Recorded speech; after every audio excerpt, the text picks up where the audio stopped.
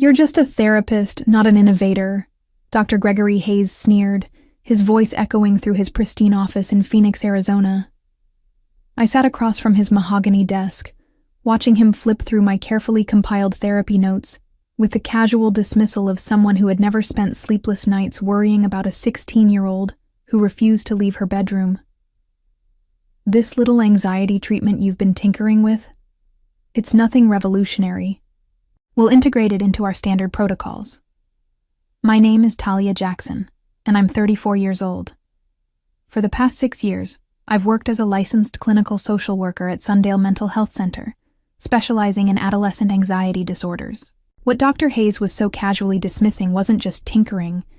It was 3 years of developing what I called the adaptive response integration method, a therapeutic approach that had transformed the lives of dozens of teenagers who had walked through our doors believing they were beyond help.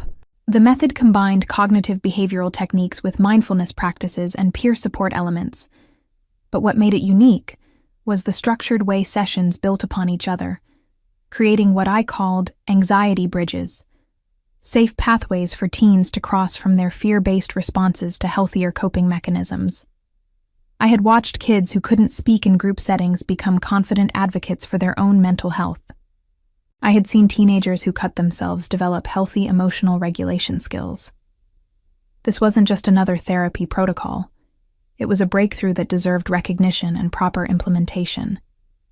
But as I sat in Dr. Hayes' office that cold February morning, watching him dismiss my life's work with a wave of his manicured hand, I felt something darker than disappointment settling in my chest. He was already talking about rebranding the method, about presenting it at the upcoming National Mental Health Conference under the clinic's name. Under his name. "The clinic will, of course, provide you with proper credit as a contributing team member," he continued, not bothering to look up from the papers.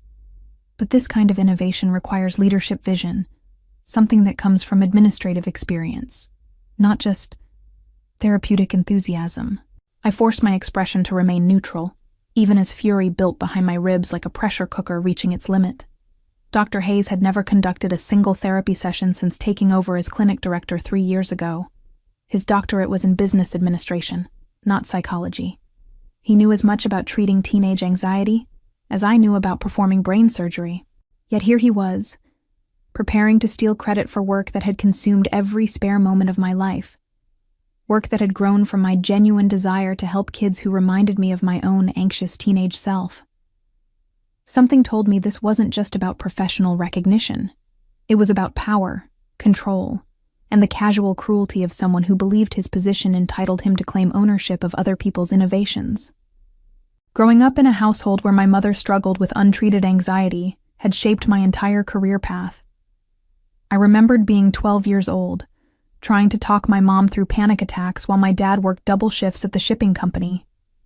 Back then, mental health resources were sparse, and the stigma around therapy kept my family from seeking help until my mother's condition became so severe she couldn't leave the house for months.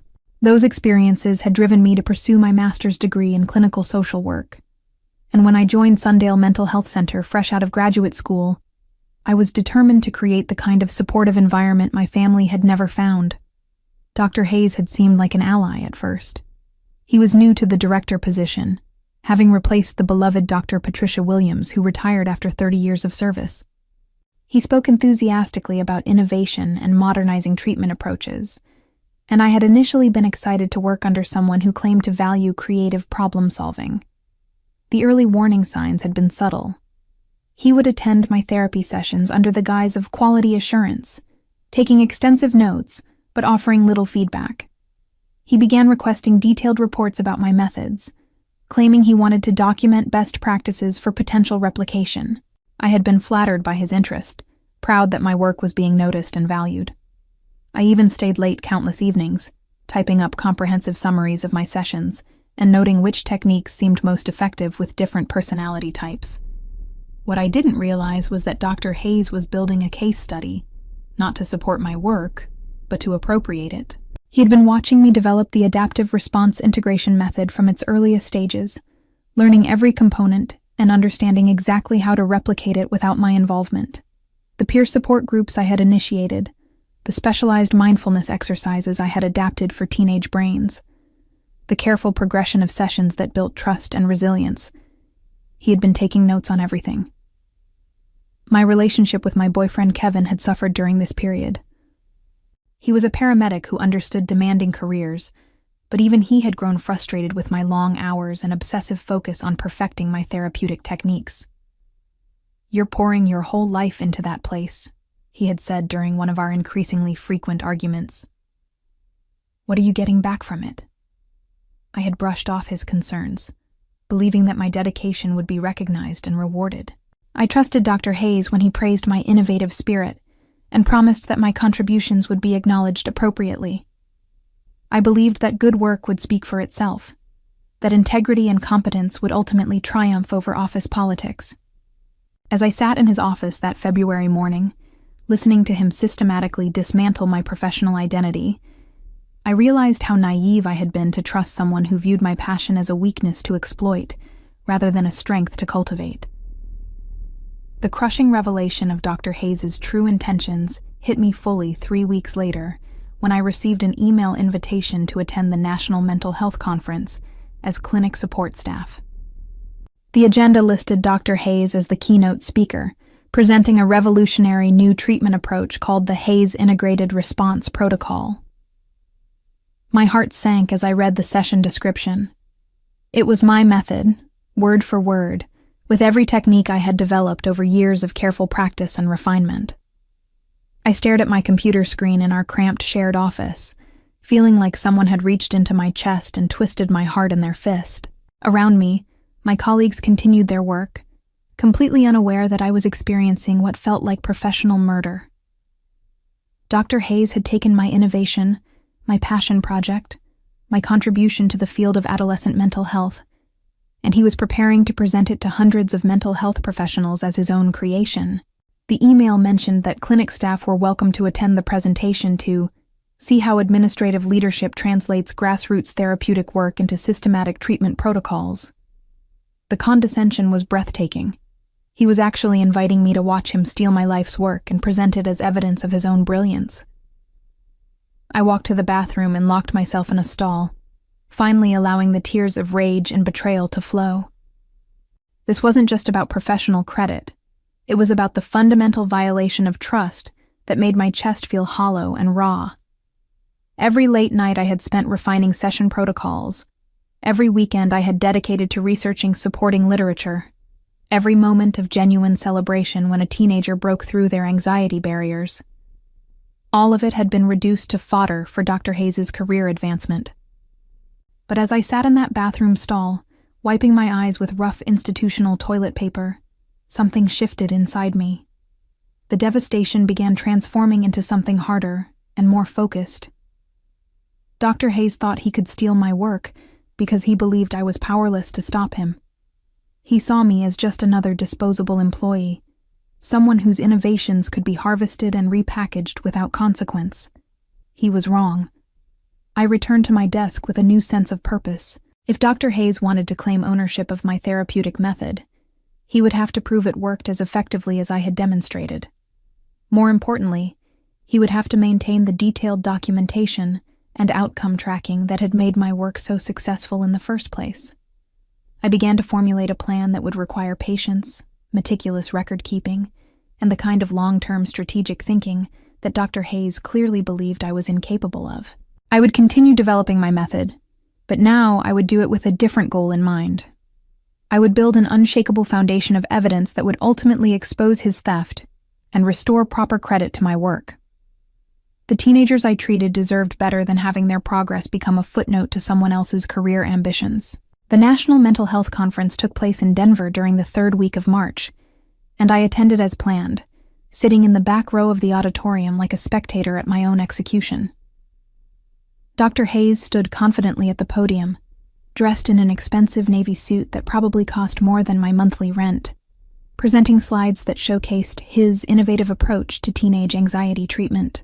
The Hayes Integrated Response Protocol represents a breakthrough in adolescent mental health intervention, he announced to the packed auditorium of mental health professionals.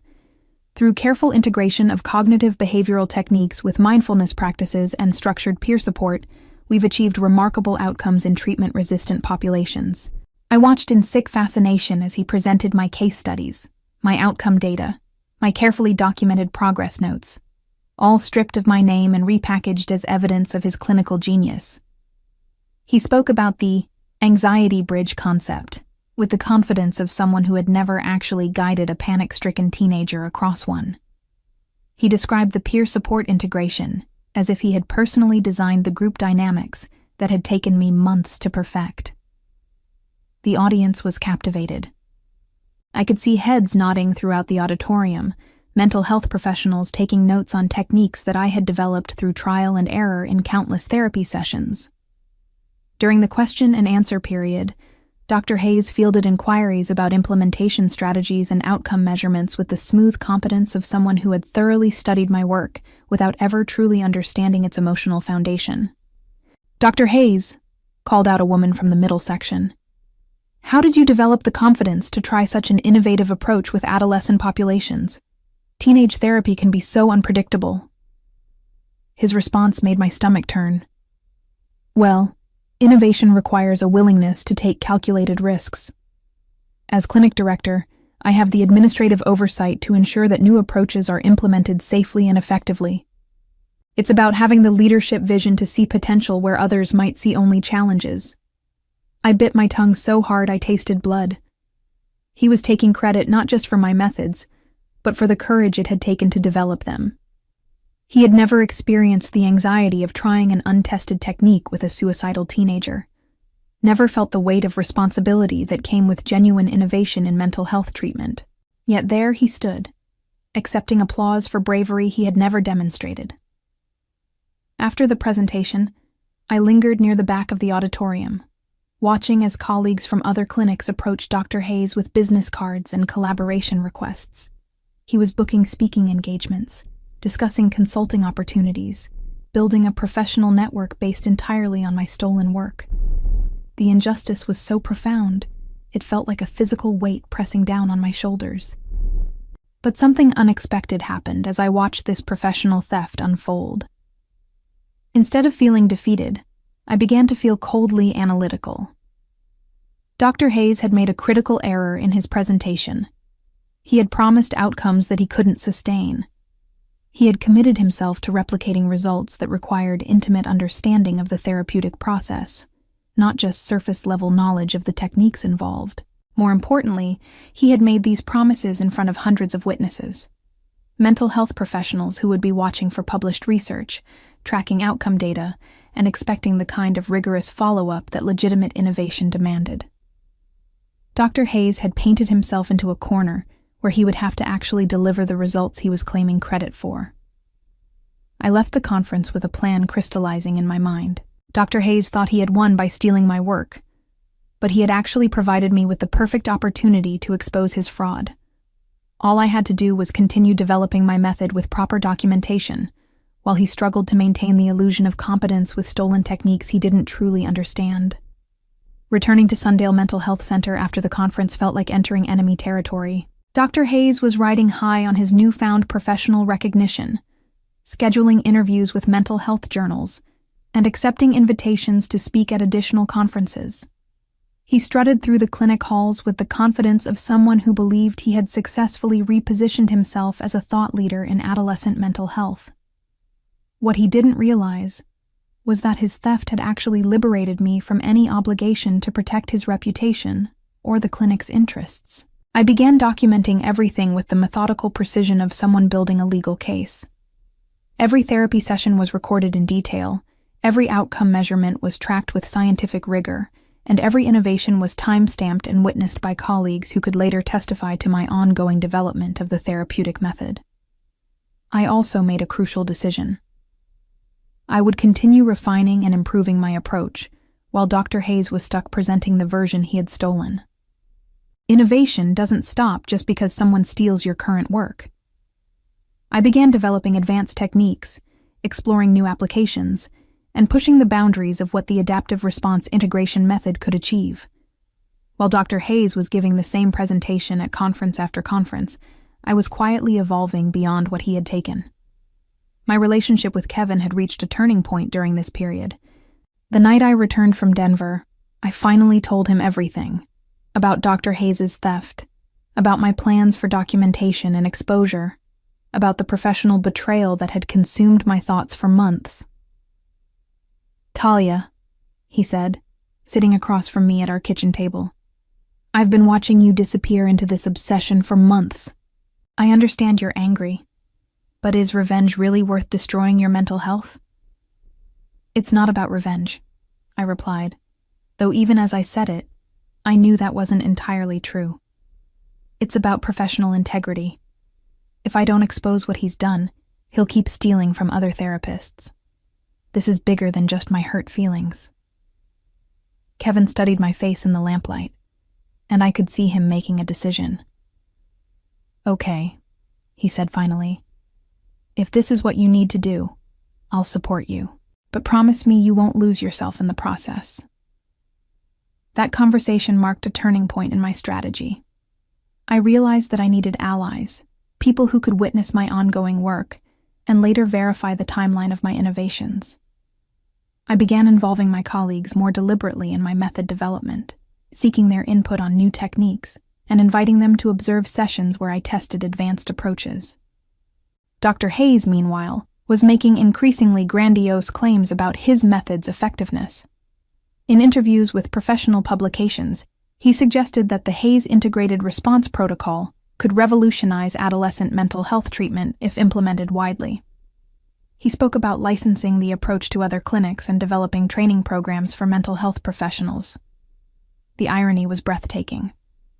He was trying to monetize and scale techniques that he had never actually practiced, based on understanding that was purely theoretical. But his public promises were creating a paper trail of commitments that would eventually become evidence of his fraudulent claims. I began to see Dr. Hayes' theft not as a devastating setback, but as an incredible opportunity. He had unknowingly provided me with the perfect platform to demonstrate the difference between genuine innovation and academic theft. While he struggled to maintain credibility with stolen material, I would build an unshakable foundation of original research that would ultimately expose his fraud and establish my rightful place as the creator of this therapeutic approach. The first crack in Dr. Hayes' facade appeared 6 months after the Denver conference. A mental health journal had requested follow-up data on the Hayes Integrated Response Protocol, specifically asking for outcome measurements and case studies that demonstrated long-term effectiveness. Dr. Hayes approached me with barely concealed desperation, requesting access to my patient files and session notes. "Talia," he said, trying to maintain his authoritative tone while clearly fishing for information, "I need you to compile comprehensive data on our anxiety treatment outcomes for the past year. The Journal of Adolescent Mental Health wants to feature our program in their fall issue." I looked at him across his pristine office, noting the stress lines around his eyes and the way his usually perfect hair showed signs of anxious running of fingers through it. "Of course, Dr. Hayes," I replied smoothly. "I'll need to review our data collection protocols to ensure we're providing accurate information. What specific outcome measures are they requesting?" His pause was telling. "Well, the usual metrics: success rates, patient satisfaction, long-term follow-up results." He waved his hand vaguely, clearly hoping I would fill in the details he couldn't provide. "I see," I said, keeping my expression neutral. "And which version of the protocol should I focus on? The original implementation from last year, or the updated version we've been developing this quarter?" Another pause, longer this time. Dr. Hayes had no idea that I had continued evolving the method after his theft. In his mind, therapeutic innovation was a static achievement rather than an ongoing process of refinement and improvement. "Just use whatever data you have," he said finally, his voice betraying the first hint of uncertainty I had heard from him. That evening, I worked late in the clinic, not to help Dr. Hayes with his data request, but to organize my own comprehensive documentation. Over the past year, while he had been touring conferences presenting stolen material, I had been building something much more substantial. I had detailed session notes, outcome measurements, patient testimonials, colleague observations, and most importantly, evidence of continued innovation that went far beyond what Dr. Hayes had originally taken. My advanced techniques included what I called anxiety archaeology, helping teenagers trace the historical roots of their anxious responses to develop more targeted coping strategies. I had also developed specialized approaches for anxiety disorders, complicated by trauma, eating disorders, and social media-related stress. These innovations were documented with the same rigorous attention to detail that had characterized my original work, but now I was doing it with full awareness of the professional and legal implications. The most significant development was my collaboration with Dr. Jennifer Walsh, a researcher from the university, who had approached me after hearing about my work through professional networks. She was interested in conducting a formal study of my therapeutic approach, complete with control groups, statistical analysis, and peer review. "Talia," she had said during our first meeting, "what you've developed has the potential to significantly impact how we treat adolescent anxiety disorders. Would you be interested in co-authoring a research paper that documents your method and its outcomes?" The opportunity was perfect. A peer-reviewed publication would establish my work in the academic record with proper attribution and rigorous scientific validation. More importantly, it would create a public timeline that would expose Dr. Hayes' theft when compared to his conference presentations and interviews. As I worked late that night, organizing data and preparing materials for Dr. Walsh's research study, I felt something I hadn't experienced since before Dr. Hayes' betrayal: genuine excitement about my professional future. I was no longer just defending my stolen work. I was building something that would surpass it entirely. The research paper that Dr. Walsh and I submitted to the American Journal of Clinical Psychology was accepted for publication 18 months after Dr. Hayes' theft. Our study, titled Adaptive Response Integration Method, a novel approach to adolescent anxiety treatment with long-term outcome data, documented 3 years of patient outcomes and established a clear timeline of innovation that predated every one of Dr. Hayes' public presentations. The paper's publication triggered an immediate response from the mental health community. Colleagues who had attended Dr. Hayes' conferences began asking questions about the discrepancies between his claims and our documented research. The Journal of Adolescent Mental Health, which had featured Dr. Hayes' work 6 months earlier, requested clarification about the relationship between the Hayes Integrated Response Protocol and our published method. Dr. Hayes called me into his office the morning the journal article went live online. His usual composure had cracked, revealing the desperate man underneath his professional facade. His hands shook slightly as he held a printed copy of our research paper. "This is a serious problem, Talia," he said, his voice lacking its usual authoritative tone. "You've created confusion in the field about our clinic's innovations. People are questioning the integrity of our programs."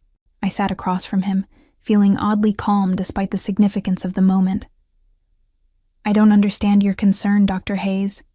The paper clearly documents my therapeutic method and its development timeline. All the data is accurate and verifiable." "Your method."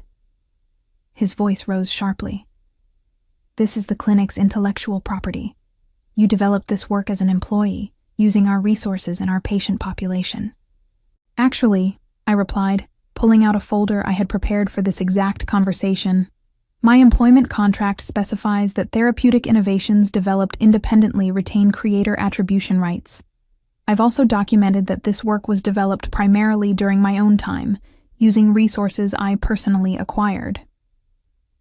The color drained from his face as he realized the legal and professional trap he had walked into. The investigation began 3 weeks after our paper's publication. The National Mental Health Professional Ethics Board launched a formal inquiry into allegations of intellectual property theft and fraudulent academic claims. Dr. Hayes was placed on administrative leave while the clinic's board of directors conducted their own internal review. The evidence was overwhelming. I had maintained meticulous records of my method's development, including timestamps, witness statements, and documentation of every innovation. Dr. Hayes, meanwhile, could provide no evidence of his own contributions to the therapeutic approach he had claimed to have created. The clinic's funding situation became critical almost immediately. Sundale Mental Health Center had received substantial grants based on Dr. Hayes' claimed innovations, money that had to be returned when the fraud was exposed. Insurance companies began questioning whether treatments administered under false credentials would be covered, creating a financial crisis that threatened the clinic's entire operation. My colleagues' reactions were mixed. Some expressed outrage on my behalf, angry that they had unknowingly participated in promoting stolen work. Others seemed more concerned about their own job security as the clinic's reputation crumbled. A few admitted they had suspected Dr. Hayes' claims were too good to be true, but had been too intimidated by his position to speak up. Kevin found me in our kitchen one evening, reading yet another email from a journalist requesting interviews about the scandal. "How does it feel?" he asked. "Getting your recognition back?" I considered his question seriously. The professional vindication was satisfying, but what felt more significant was the restoration of my integrity and the validation of every teenager whose progress had been reduced to a footnote in someone else's career ambitions. "It feels like justice," I said finally. "Not just for me, but for every patient whose story was stolen along with my work." The most fitting aspect of my revenge wasn't the destruction of Dr. Hayes' career, but the elevation of the work itself to its proper place in the field of adolescent mental health treatment. As I reflected on this long journey from theft to vindication, I realized that Dr. Hayes had unknowingly given me the greatest gift possible, the motivation to prove that genuine innovation always triumphs over academic fraud, and that sometimes the most powerful revenge is simply letting the truth speak for itself.